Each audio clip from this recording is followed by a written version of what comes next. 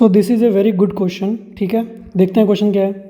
10 years ago, 10 साल पहले क्या हुआ? 10 साल पहले the age of the members of a joint family of 8 people, 8 लोग थे फैमिली में। उनकी जो एज थी ना, उनकी एज का सम था 231। मतलब अगर मैं बात करता हूँ उन 8 लोगों की, तो भाई उनकी जो एज का सम है ना, तो person 6 plus person 7 plus person 8, 10 साल पहले की बात है।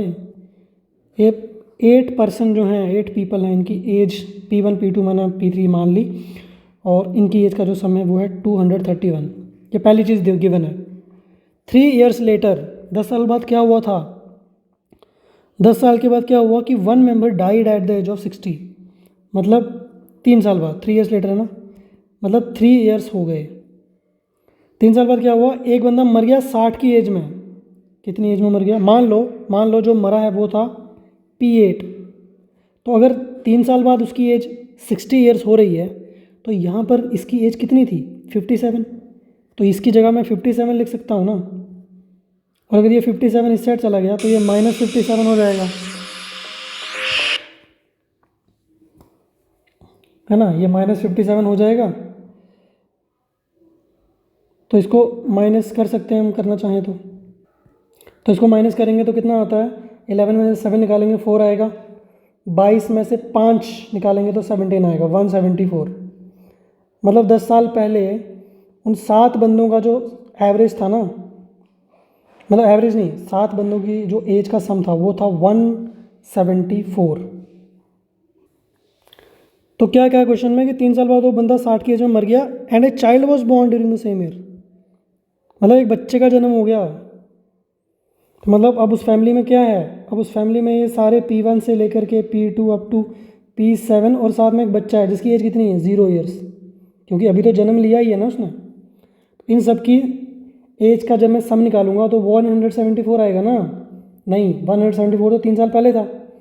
इसमें मुझे उन 7 जो बंदे अभी हैं ना यहाँ पे, 7 जो अभी भी प्रेजेंट हैं, जो मरे नहीं हैं, उन 7 के साथ की 3 साल की एज मुझे ऐड करनी पड़ेगी। तो 7 3 21 ऐड करना पड़ेगा मुझे इसमें। तो 174 में 21 ऐड करेंगे तो 4 का 5 बन जाएगा, 7 का 9 बन जाएगा, 195। ठीक है। अब क्या होता है? After another 3 years 1 more person died again at 60 and child was born during the same year। तो अब देखो, एक और बंदा मर गया। तो सपोज P7 था वो जो मर गया। कब मरा? लेकिन 3 साल बाद। तो अगर इस जगह पे वो मर चुका है 3 साल बाद, तो भाई अगर वो मर गया है तो इस यहाँ पे जहाँ पे हमने P7 को कंसिडर किया हुआ है, यहाँ पर उसकी एज कितनी है? 57 है ना, या नहीं? बिल्कुल है। तो अगर इसमें से 195 में से 57 माइनस कर दूँ तो ये जो वैल्यू आएगी ये उन 6 बंदों की एज का सम नहीं आएगा इस टाइम पे। इस टाइम पे उन 6 बंदों की एज का सम। तो माइनस करके देखते हैं। 7 में से 5 गए, मतलब 15 में से 7 गए तो कितना? 8।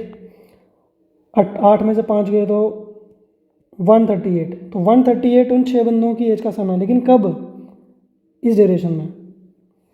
ये जो मिडिल वाली ड्यूरेशन हमने निकाली है ना 3 साल बाद वाली, उसमें। लेकिन अब 3 साल और हो गए हैं। जब वो बंदा मर गया तो हमने उसकी एज का जो समय उसको यहाँ से हटा रहे हैं, ठीक है। और साथ में ये जो बच्चा था ना जिसकी एज 0 थी, उसकी एज अब 3 साल हो गई और एक नया बच्चा जन्म ले गया है। अब ये 8 लोग हैं, इनकी एज का सम क्या हो जाएगा? तो 138 तो इन 6 की था, इन 6 बंदों की एज का सम था पहले। इसमें हमको प्लस करना पड़ेगा कुछ। क्या प्लस करना पड़ेगा? क्योंकि इन सबकी एज जो है वो 3-3 साल बढ़ गई ना, 3 साल बाद की बात हो रही है। तो इन 7 लोगों की एज 3 साल बढ़ गई है, यानी कि 21। मुझे 21 इसमें ऐड करना पड़ेगा। कितना आएगा? 159। 159 हो गया। मतलब इन सब की एज का सम आज अभी 3 साल के बाद, फिर से 3 साल के बाद 159 है, जिसमें 2 लोग मर चुके हैं और 2 बच्चे पैदा हो गए हैं।